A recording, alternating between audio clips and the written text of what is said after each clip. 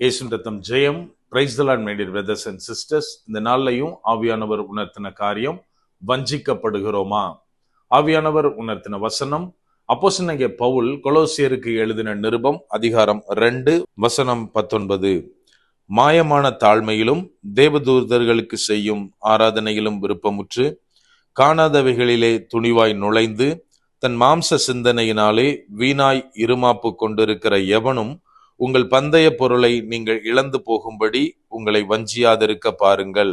Let no man beguile you of your reward in a voluntary humility and worshipping of angels, intruding into those things which he hath not seen, vainly buffeted up by his fleshly mind.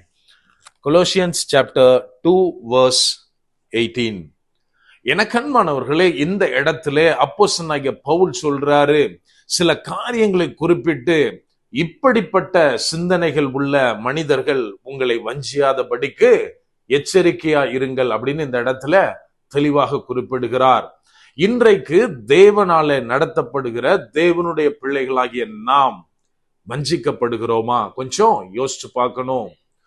அதாவது இந்த இடத்துல வஞ்சிப்பை குறித்து எப்படிலாம் வஞ்சிப்பாங்க, என்ன மாதிரியான people நம்மளை வஞ்சிப்பாங்க அப்படின்னு அப்போஸ்தலனாகிய பவுல் தெளிவாக குறிப்பிடுகிறார்.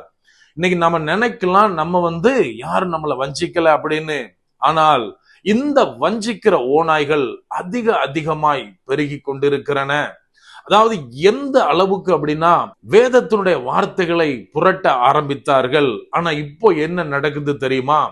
சினிமா பாட்டை பலிபீடத்தில இருந்து ஆராதனை பாடலாக பாடுகிற அளவிற்கு இந்த வஞ்சிக்கிற உபதேசங்கள் பெருகி கொண்டிருக்கின்றன. எனக்கன்பானவர்களே, அவங்கள சில போதகர்கள் அந்த மாதிரியான பாடலை கொண்டு வருகிறவர்கள் என்ன சொல்றாங்க தெரியுமா? அதாவது உலகத்துல உள்ளவங்க சினிமா பாடலை அந்த ஹீரோவை நினைச்சு பாடுறாங்க, அந்த சிச்சுவேஷனை நினைச்சு பாடுறாங்க. ஆனால் அந்த அழகான வார்த்தைகளை ஆராதனையாக தேவனை நோக்கி நாம் பாடும்போது அது ஆராதனை பாடலாக மாறுகிறது அப்படின்னு இங்கே அப்போஸ்தலனாகிய பவுல் சொன்னதை போல தங்களுடைய மாம்ச சிந்தனையை உள்ள கொண்டு வர்றாங்க. ஒரே ஒரு கேள்வி கேட்க ஆசைப்படுகிற கேள்வி என்ன அப்படின்னா, தேவன் ஆணும் பெண்ணுமா சேர்ந்து சந்ததியை உருவாக்கி, அதாவது பிள்ளைகள் பெற்று நாம குடும்பத்தை கட்டணும் அப்படின்னு நமக்கு வச்சிருக்காரு. இது ஒரு ஆண், அதாவது ஒரு பெண் தானே வேணும் அப்படின்னு விபச்சாரம் பண்ணுகிற ஒரு வேசியோட கூட சேர்ந்து நான் பிள்ளைகள் பெற்று ஒரு குடும்பத்தை கட்டுவேன் அப்படின்னு சொன்னா அது சரியா? அது எவ்வளவு ஒரு அருவருப்பான காரியம். அப்படியானால் தேவனுக்கு பிரியமில்லாத காரியத்தை தேவனுடைய பலிபீடத்துல, அதாவது அந்நிய அக்னியை கொண்டு இந்த மாதிரியான காரியம் செய்கிறதும் கர்த்தருடைய பார்வையில் மிகுந்த அருவருப்பாகத்தான் இருக்கும். ஆனா இன்னைக்கு என்ன ஒரு பெரிய கஷ்டமான காரியம் அப்படின்னா, இந்த மாதிரி குழப்புகிற நரிகளுக்கு பின்பதாக ஜனங்களை பீறி போடுகிற ஓநாய்களுக்கு பின்னாடி ஒரு பெருங்கூட்டம் போக ரெடியா இருக்கு. ஏன் அப்படி தெரியுமா? அவங்க காட்டுற காரியம் உலகத்தினுடைய ஆசீர்வாதம். எப்படி ஏசா அன்னைக்கு தனக்காக வைக்கப்பட்டிருந்த அந்த சேஷ்டபுத்திர பாகத்தை ஒரு சாதாரண ஒரு கூழுக்காக இழந்து போனானோ, அந்த நேரத்துல அவனுக்கு அந்த கூழ் பெருசா தெரிஞ்சது. இந்த கூழ் இல்லைன்னா நான் செத்து போயிருவேன் அப்படின்னு நினைச்சு தன்னுடைய ஃபைனல் டெஸ்டினேஷனா, தன்னுடைய பெரிய பந்தய பொருள் எது, அந்த சேஷ்டபுத்திர பாகத்தை அவன் துச்சமாய் இழந்து போனான். எனக்கன்பானவர்களே, இதை போலத்தான் இன்றைக்கு நமக்காக தேவன் வைத்திருக்கிற பந்தய பொருள் பரலோகம். அதை எப்படியாவது நம்ம அடையணும் தான் இவ்வளவு பிரயாசம். ஆனால் இந்த நரிகள் காட்டுகிற காரியம் உலகத்தினுடைய ஆசீர்வாதங்கள்.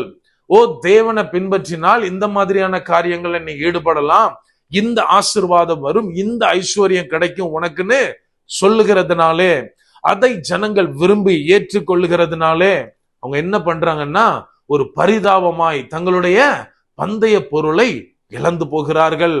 எனக்கன்பானவர்களே, இது எதனால நடக்குது அப்படின்னா, நாம் நம்மை உலகத்தின் மேல் கட்டி வைத்திருக்கிறோம், உலக பொருள்களின் மேல் கட்டி கொண்டிருக்கிறோம், உலக ஆசீர்வாதங்களின் மேல் கட்டி கொண்டிருக்கிறோம். மாறாக நாம் எப்போது நம்முடைய ஜீவனை கிறிஸ்துவாகிய கண்மலையின் மேல் கட்டுகிறோமோ அப்போது எந்த வேத புரட்டு வந்தாலும் சரி, எந்த வஞ்சனையான வார்த்தைகள் வந்தாலும் சரி, நம்முடைய பந்தய பொருளை நம்மிடத்திலிருந்து வஞ்சிக்கவே முடியாது. ஆகவே என கண்பானவர்களே, நாம் எப்போதும் தேவனுக்குள்ளாய் விழிப்பாய் இருக்க வேண்டும். தேவன் மேல் கட்டப்பட்டிருக்கிறவர்களாய், தேவனுடைய வார்த்தைகளை மாத்திரமே பிடித்து நடக்கிறவர்களாய் இருக்கும்போது எவராலும் வஞ்சிக்கப்படாதபடி நம்மை பாதுகாத்துக் கொள்ள முடியும். அப்படியே கண்களை மூடுவோமா? அன்பான ஆண்டவரே, இந்த நேரத்திலே அப்பா உம்மை நோக்கி பார்க்கிறோம். ஆவியானவர், நீர் எங்களோட இருக்கிறீர், அதற்காக நன்றி செலுத்துகிறோம்.